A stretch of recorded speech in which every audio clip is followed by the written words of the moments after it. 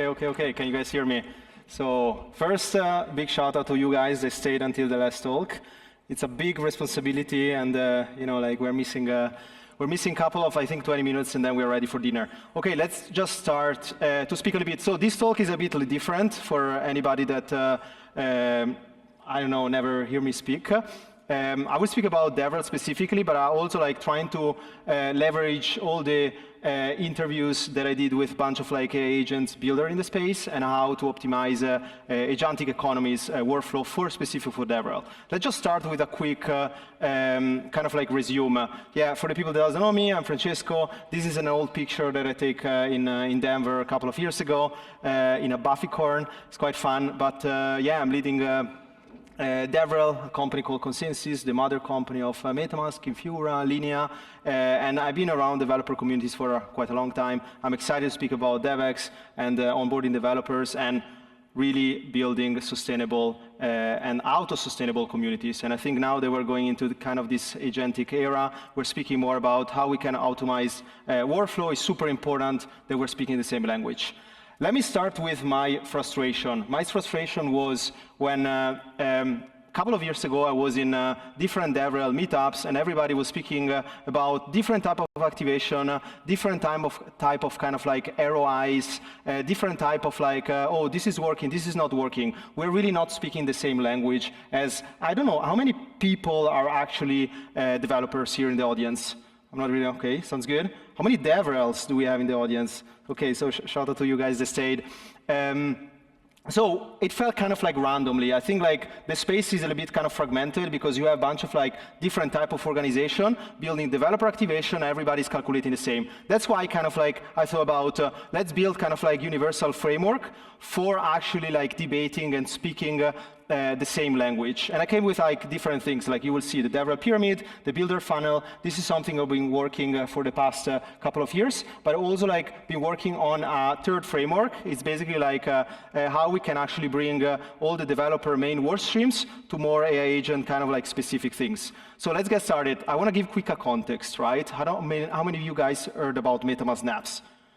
Okay, hopefully, someone? Okay, sounds good. So basically, like with snaps, you can extend the functionality of what is MetaMask today. So you can basically do add-ons. There are a bunch of add-ons, from kind of like non-EVM add-ons, from like snaps that are non-EVM, right? You can actually like do things around Cosmos. You can do things around BTC. You can do a lot of different things. For gamers, there is a lot of like snaps around decentralized identity. There is also like different things around multiple signing transaction. There is a lot of like interesting things.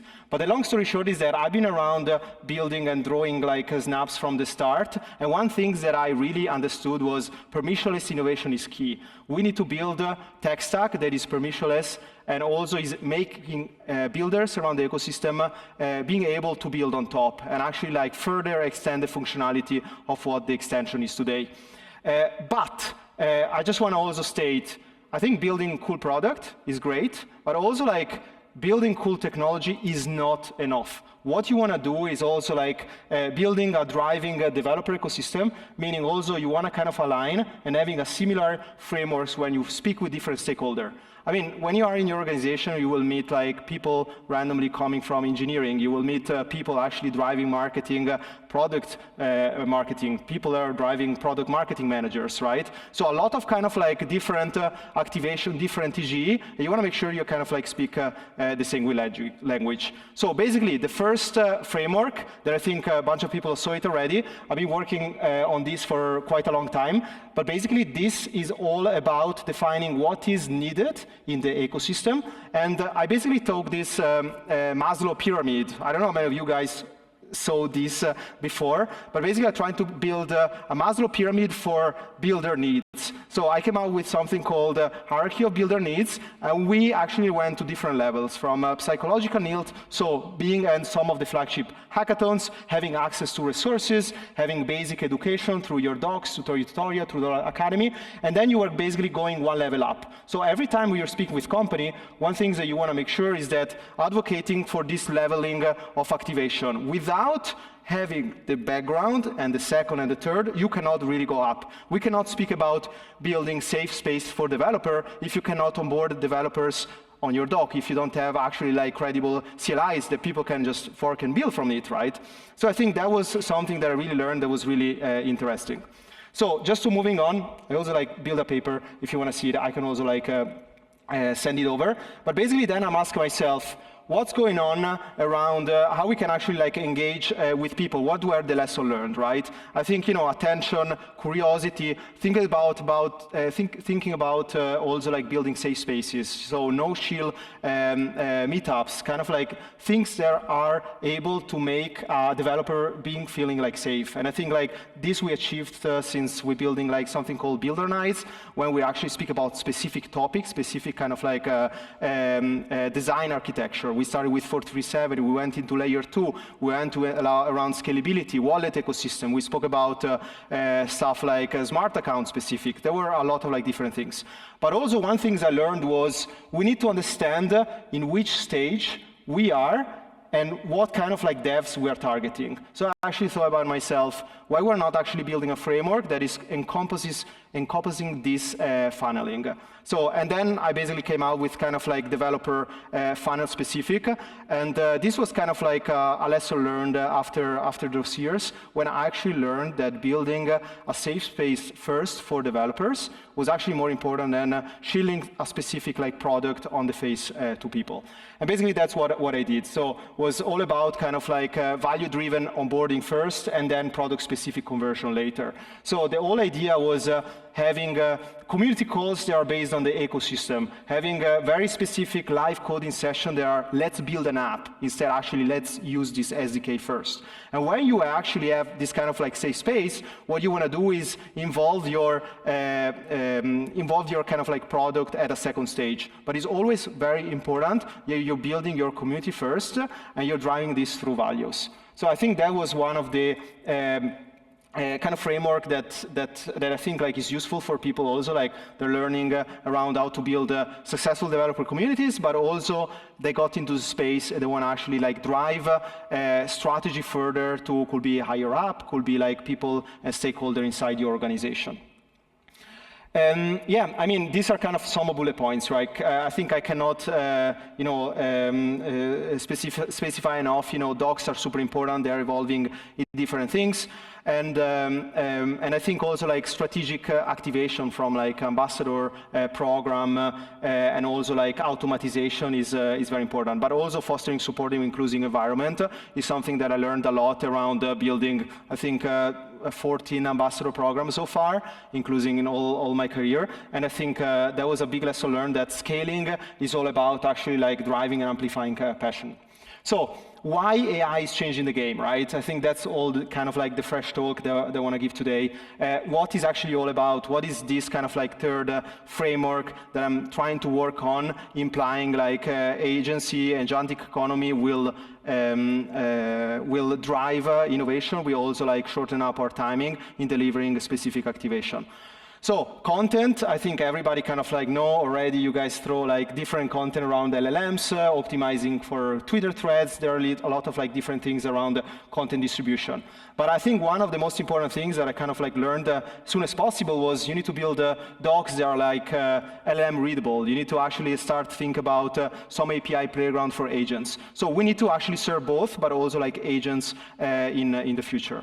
And basically, like an important part is DevRel is actually in the middle, right? DevRel need to understand that there will be agents that will actually like consume our technology, our API, our kind of like framework. So we need to think about also having agents consume all docs. So we need to serve both. It's a lot of responsibility, right? There is a lot of things that probably like need to be done, but also most important is a long-term game. Even if we saw already, you know, like a specific kind of like content being scraped, you see already where is the source of truth for agents. You see stuff like Reddit coming back, kind of like as top of the list. So there are a lot of different things.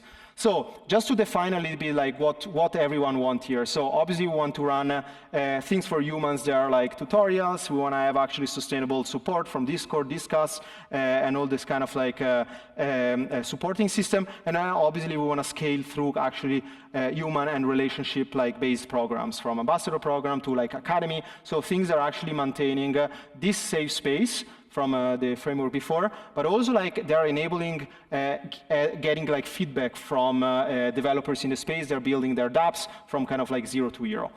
And on the other side, we actually, what agents want.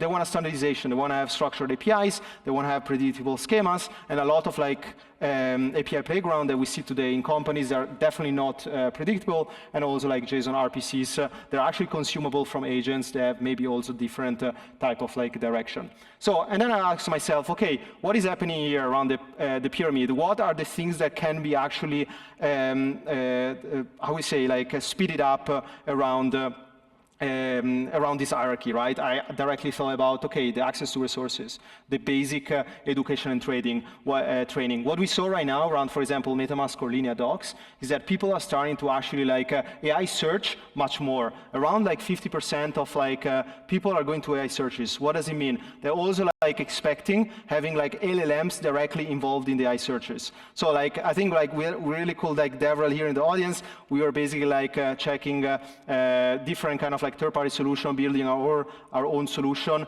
that has enabled people to directly search, not through keywords, but actually through specific kind of like LLMs. And I think, you know, shout out to the guys like from Cookbook, Kava. There is a lot of like Kappa. There is a lot of like companies, I think, enabling that. And then stuff like ambassadors, community engagement, and then things like virtual hackathon. We are running every month something called MetaMask and Linea Developer Cook-Off, and these are kind of like evergreen hackathon. But the cool thing is that a lot of like prizes are delivered directly by agents, a lot of coordination, a lot of first-time submission to check fresh code, to check actually what people are building. They're actually like due diligence by agents. So there is a lot of categorization. And then I ask myself, what categories? I came up with these 6 categories that can be optimized around Devrel-specific frameworks. So from developer education, community ops, something that I just mentioned, hackathon activation, so around kind of like could be a first-round judging to actually prize coordination distribution. For example, on the hackathon side, we've been running something called MetaMask and Linea community calls. So something that is happening after the hackathon and is happening monthly. And the idea is to give a space to winners, to developers building cool stuff in the community, to actually like show what they build in front of like 10, 15,000 people in those calls. And I think has been very valuable. And I think the coordination can be always optimized. And then stuff like feedback loops, content distribution. And then, there I see I have 7 minutes here. I'm just trying to kind of like speed it up here. But basically, like I try to bring what are those categories and what are those workstream examples. I think I kind of like mention some that I really like kind of like passionate about is stuff like, for example, translation. We are also like translating doc specific and also having version directly printed in the LLM.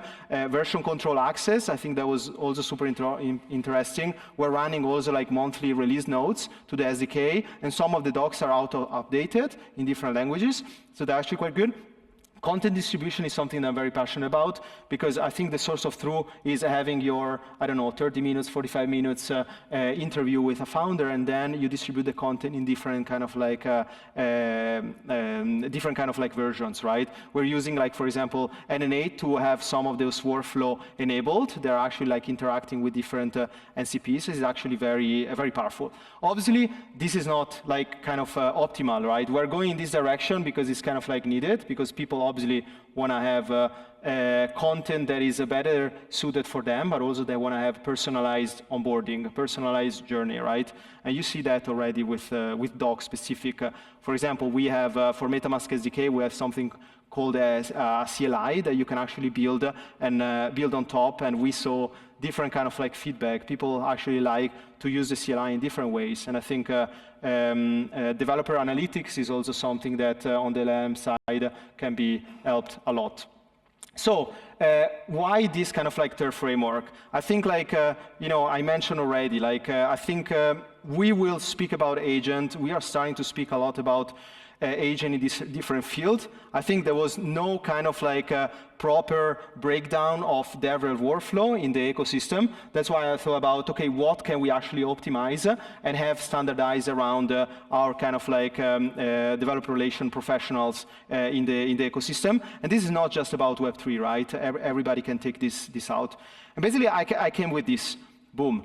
So this is kind of like a human progression. What you can see here from the left is kind of like human-led, going until kind of like the agent native, right? So you have like a column that is specific human-led, AI assistant, and agent native. So we are going in a direction where we want to optimize in terms of like having agency actually running a specific task. And we actually saw some tests already. I think like last year in December, we had a company called Gaia that is doing decentralized AI. I don't know if you saw it, but they run an 100% agent-led hackathon judging, hackathon distribution were actually super interesting.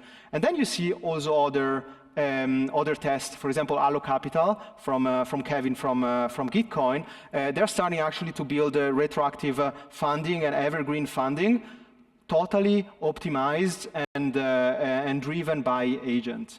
So I think that's super interesting what is happening around also on the funding side. But I just want to kind of like dive into the specific of like what is happening around those work streams. So just to give an example, I think you can take a picture, I can explain a bit more deeper around, for example, the content ops, right? Obviously, like on a human-led basis, you will actually like build your videos, tweets, blogs, but what you can actually do is actually much more. You can do auto summaries. You can actually run voiceover to make it like consumable for other stakeholders in the company. You can actually have a snippet of videos. You can actually have different kind of like distribution of content.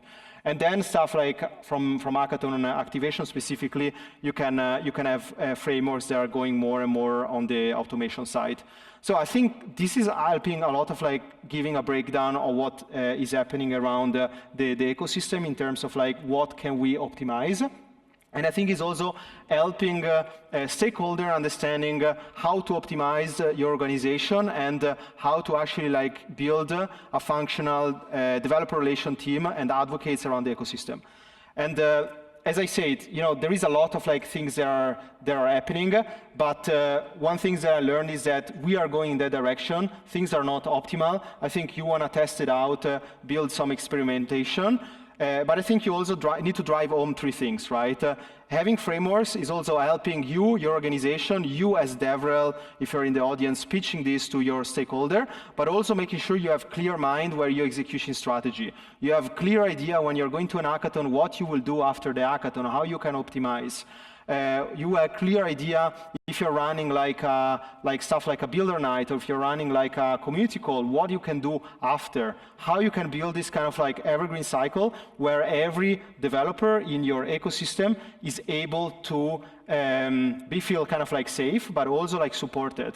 I think, you know, having your door open, but also like having this support always open is super important. So what we learned today, I think like, you know, you saw a pyramid that is basically like what we are doing, what DevRel is doing in the ecosystem. You see this level, you can actually learn, understand why it's important, and how to proceed from level to level. Don't start from the top, trying to make understand you have your foundation rock solid. And then we saw a funnel, the funnel explaining you when you want to interact, which type of developer, and what type of activation you want to do first. And I think this is super important, trying to understand, build a safe space first, and then convert your developer. Don't just go to workshop, to random developer and shield your SDK. I think this is the most wrong things that you can actually do today. And then we saw a third things grid that actually tell you what can be automatizable, what can actually be native and more assisted. So, and I think I want to kind of close up before everybody's leaving and have some question. Just want to close up with one question, right? Are there some risk in this? Will AI take our job? And I want to close up with this picture here. They don't appear to want to take over. They just want to dance. It's a bit rhetoric, but thank you so much, everyone, for your time. Thanks so much for inviting me here, and I hope you learned something today.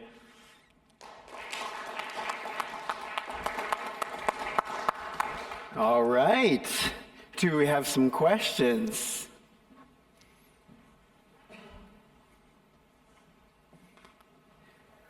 Right over here.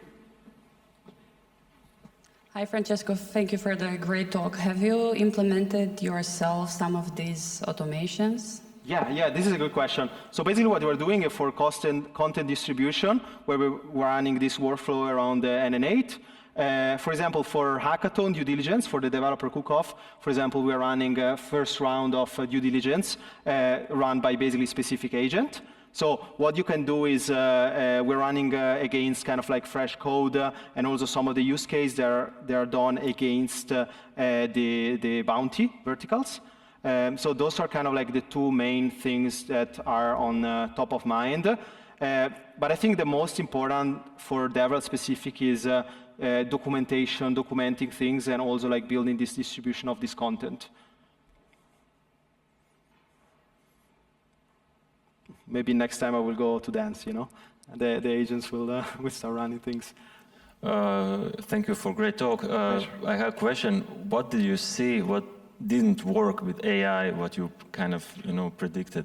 Yeah. I mean, this is a good question. So I've been running those interviews, building agents with the basic frameworks from the start. I think what didn't work was we started to see, we are already seeing like bunch of forks of agents. I don't know, I'm just literally like re-seeing DeFi Summer from a couple of years ago, right? There are around 400 ELISA forks, the building DeFi agents. I think it's really like a space evolving fast, right? But my most important kind of like concern is that we need to make sure that we defend the right for kind of agent consumers to understand which agent is actually providing true value. It's also, I think it's also when you're speaking about DeFi or SocialFi, we're super early. I mean, we saw Giza 1.5 months on production, and it's the only kind of like agent that I see that really provide value. One other kind of like lesson learned that I see is that we need to think about also agents that actually provide value to protocol specific instead actually like B2 kind of like C.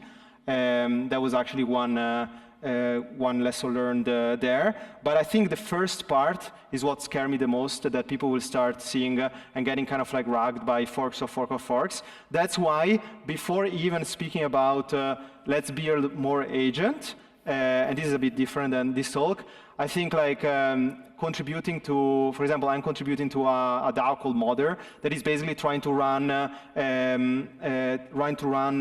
standardization and attestation frameworks for agent, meaning they will be able to build basically like a unified repo where you will see which agent is kind of like the OG agent that run on the first timer code. And I think that's super important because if we're going this direction, we will have a marketplace of like 10,000 agents doing the same things, and it will be difficult to actually understand which one is providing true value and which one is not dragging us, right?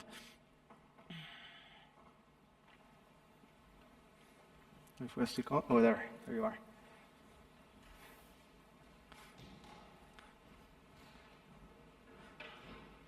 The quality question is what makes this audience awesome. What are some of your like most important or like interesting use cases for AI agents in your opinion? I think optimization, community ops. I think what we always started right now is, I mean, we're running like this ambassador program. A lot of work has been done around social coordination. I think community ops from the ambassador program side, but also from the virtual hackathon side. We're spending so much time involving different stakeholders in a first time due diligence, and also like in running more distribution of the hackathon. So I think like this specific use case are tangible ones. That's why I try to also break down DevRel specific workflows that, you know, from next kind of like week, you can actually start automatizing this. And that's why in the framework, I put kind of like the difference between where we are right now on human-led to actually like assistant AI-led. There is a big difference. I mean, AI agents has already been around for like Web2 stuff. Does they have PMF? You know, it's another story. I think like what we want to do is looking at specific niche, optimize specific niche. And at the end of the day, I think unique content, the source of true content will be always people that actually build, how do you say, like relationship-based video tutorials. It's always like, has been always about, people can overestimate always a kind of like networking-based things. But I think DevRel specific now with all the agentic economy is coming, the relationship part of DevRel will play a more and more important role. Maybe this is an hot take. Nice.